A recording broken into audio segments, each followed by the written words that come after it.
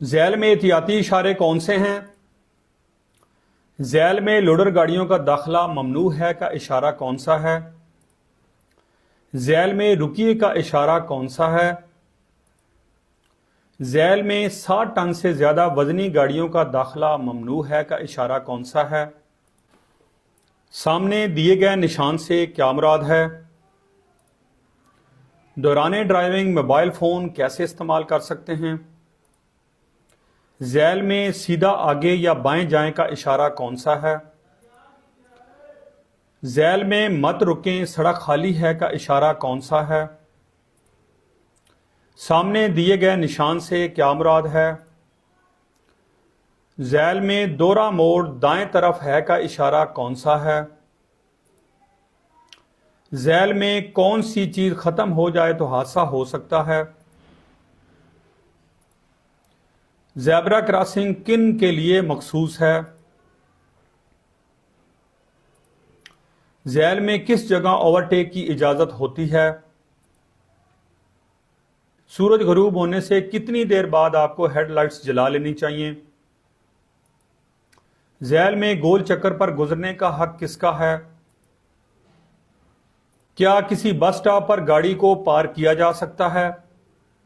Emergency की सूरत में गाड़ी को कहां खड़ा किया जा सकता है? ये 3 ऑप्शंस हैं।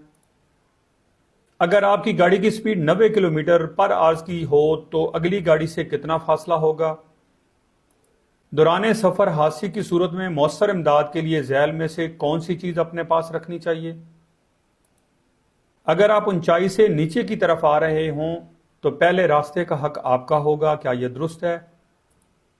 झैल में 16.5 फुट से ऊंची गाड़ियों का दाखिला ममनू है का इशारा कौन सा है?